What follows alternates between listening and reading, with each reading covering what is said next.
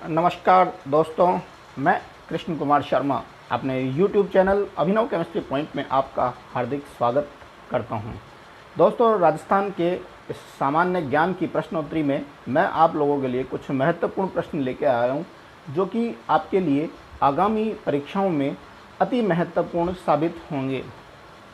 दोस्तों, हमारा पहला प्रश्न जो है वो है, चित्रकूट कौन सा क्षेत्र है? चित्रकूट, आपको पता है चित्तौड़गढ़ जो होता है उसको चित्रकूट के नाम से जाना जाता है, तो इसका सही आंसर होगा चित्रकूट का दोस्तों, चित्तौड़गढ़। अगला क्वेश्चन है, गुर्जर प्रदेश कौन सा क्षेत्र कहलाता है? तो गुर्जर प्रदेश दोस्तों, जहां मैं इस समय प्रेजेंट हूं जालोर, तो जालोर जो प्रदेश है उसको हम गुर्जर प्रदेश भी कहते हैं। अगले क्वेश्चन की ओर हम लोग चलते हैं। मेवल क्षेत्र कहलाता है। तो दोस्तों देखो, मेवल जो क्षेत्र होता है वो डूंगरपुर और बांसवाड़ा का मध्यवर्ती क्षेत्र जो होता है वो मेवल क्षेत्र कहलाता है। तो इसका ये वाला ऑप्शन जो है बिल्कुल सही हो जाएगा। डूंगरपुर और बांसवाड़ा का जो मध्यवर्ती क्षेत्र है वो जो है मेवल क्षेत्र कहलाता है। अगले क्वेश्चन की ओर चलते हैं। साल्व जनपद क्षेत्र कहाँ का होता है? साल्व दोस्तों, ये साल्व वर्ड है और ये साल्व जो है बीकानेर नागौर के जो बीच का क्षेत्र है, दोनों की सीमावर्ती क्षेत्र है, उस सीमावर्ती क्षेत्र को जो है हम साल्व क्षेत्र कहते हैं। तो इसका आंसर जो है बीकानेर नागौर क्षेत्र हो जाएगा दोस्तों। अगले क्वेश्चन की ओर चलते हैं मित्रों हम लोग। सूरसेन प्रदेश कहलाता है। सूरसेन भरतपुर का जो इलाका है, भरतपुर और धौलपुर का निकटवर्ती इलाका है, उसको हम सूरसेन क्षेत्र हम उसको कहते हैं। तो इसका आंसर जो है ये वाला आंसर इसका हो जाएगा। अगला क्वेश्चन की ओर चलते हैं। सिवी जनपद उदयपुर, सिवी मेदपाट, सिवी इसको मेदपात भी बोलते हैं मित्रों। तो इसका आंसर जो है फर्स्ट नंबर का ऑप्शन इसका आंसर हो जाएगा कि उदयपुर चित्तौड़गढ़ का जो एरिया है इसको हम सिवी जनपद भी हम कहते हैं।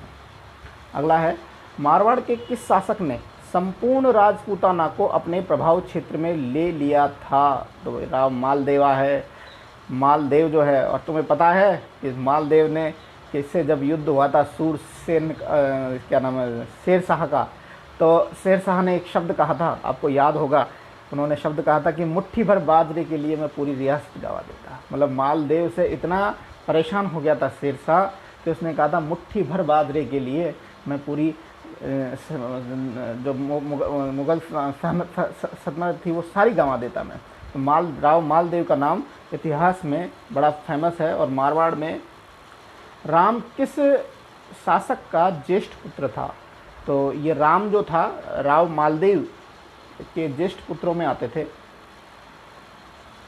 अकबर द्वारा किस मारवाड़ शासक को सवाई राजा, ध्यान रखना दोस्तों, ये मुगल सल्तनत के दौरान विशेष प्रकार की उपाधि हुआ करती थी जिसको हम सवाई राजा कहते थे। तो सवाई राजा की उपाधि दी गई थी, वो सूर सिंह जी थे हमारे। सूर सिंह जी को अकबर के द्वारा जो है सवाई राजा की उपाधि दी गई थी। अगला है, मुगल काल में तालुकेदारी का उदय 17वीं शताब्दी में हुआ था दोस्तों। तालुक का ज़मीन, मतलब ये काश्तगिरी से संबंधित एक टर्म्स है तालुकेदारी।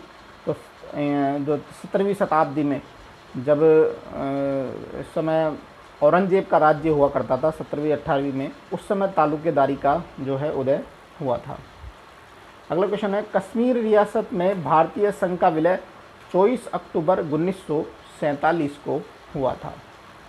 इसके बारे में ये थोड़ा सा इसका क्वेश्चन आ गया। अगला क्वेश्चन है, राजस्थान में सबसे प्राचीन लिखित प्रमाण कहाँ मिलता है? राजस्थान शब्द का प्राचीन लिखित परिणाम जो है सबसे पहले बसंतगढ़ सिरोही, आप लोगों को पता है ये महाराणा कुंभा के द्वारा यहाँ पे एक महल का भी निर्माण कराया गया था।